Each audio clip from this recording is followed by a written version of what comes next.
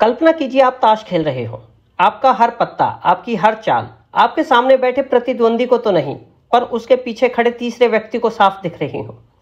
वो तीसरा व्यक्ति आपकी हर चाल को आपकी प्रतिद्वंदी के कान में फुसफुसा रहा हो, जैसे कि अभी इसके पास ये पत्ते बचे हैं, अब यह इस पत्ते को डालेगा, तू ये पत्ता डाल, तू ऐसे बच। तो आप क्या करोगे? ऐसा ही कुछ हो रहा था ऑपरेशन सिंदूर में।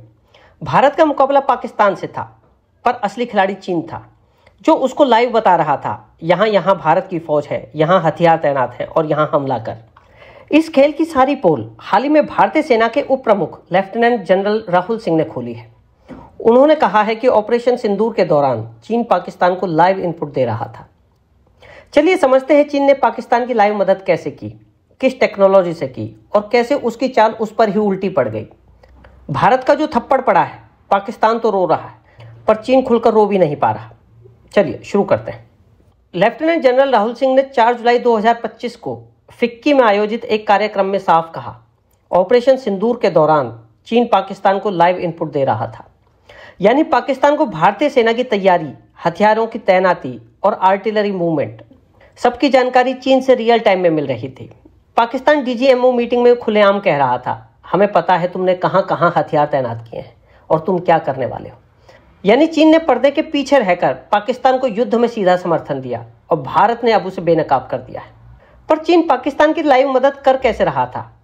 चीन के high resolution spy satellite Bharat सीमा की तस्वीर ले रहे थे।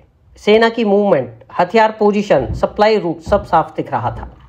पाकिस्तान के पास चीनी ड्रोन भी थे, जो सीमावर्ती इलाकों की लाइव वीडियो फीड दे रहे थे।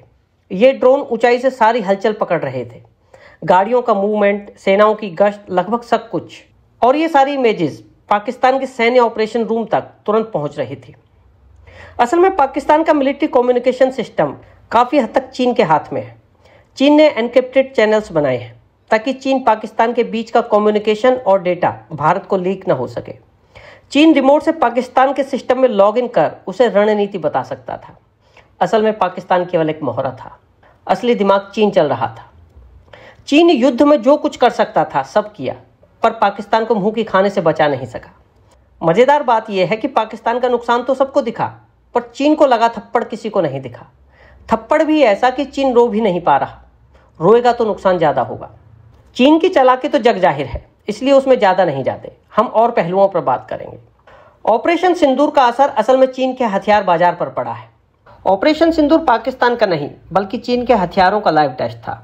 फाइटर जेट चीन के, मिसाइल्स चीन की, निगरानी और कम्युनिकेशन सिस्टम चीन का, सब कुछ तो चीन का ही था।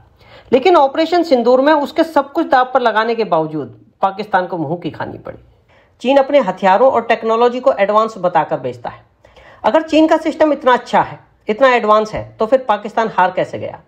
ग्राहक देश सोचने लगे, क्या चीनी सिस्टम सच में भरोसेमंद है?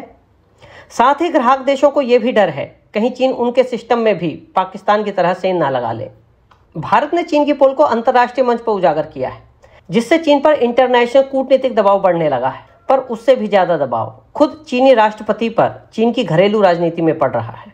शी जिनपिंग बहुत दिनों से लापता है। ब्रिक्स की मीटिंग है, पर उनका कुछ अता पता नहीं है। अब खबर आ रही है कि चीन के राष्ट्रपति शी जिनपिंग का तख्ता पलट हो सकता है। असल में शी जिनपिंग ने अपनी ताकत और कूटनीति की जो छवि अपने प्रतिद्वंदियों में बनाई थी, डोकलामा, गलवान और अब ऑपरेशन सिंदूर के बाद उस छवि को गहरा धक्का लगा है। इन लगातार घटनाओं ने उस छवि को बिल्कुल धूमिल सा कर दिया है। शी जिनपिंग अब कब और कैसे उभर पाएंगे भी या नहीं, यह देखने वाली बात होगी। इसमें शक नहीं कि भारत ने ऑपरेशन सिंदूर को बहुत तेजी से और बहुत सटीकता से अंजाम दिया और सीमित समय में अपनी शर्तों पर ऑपरेशन खत्म भी कर दिया। और इसके साथ भारत ने यह भी देख लिया कि उसका युद्ध एक के साथ नहीं, बल्कि टर्की और चीन को मिलाकर एक साथ 3 देशों के साथ हो रहा था। यानी भारत को अब और तेजी से काम करना होगा और जल्दी से जल्दी कम से कम 3 गुना ताकत बटोरनी होगी। यह हुई हमारी सेना की बात। पर अब सवाल आपसे है, हम सबसे है, कि क्या सिर्फ सेना को सतर्क रहने की जरूरत है? यह समय सोशल मीडिया, इंटरनेट और डेटा शेयरिंग का है। क्या हम सबको सतर्क रहने की जरूरत नहीं है? क्या हम अपनी आंखें और कान खुले रखकर अपने देश की सुरक्षा में सहयोग नहीं कर सकते?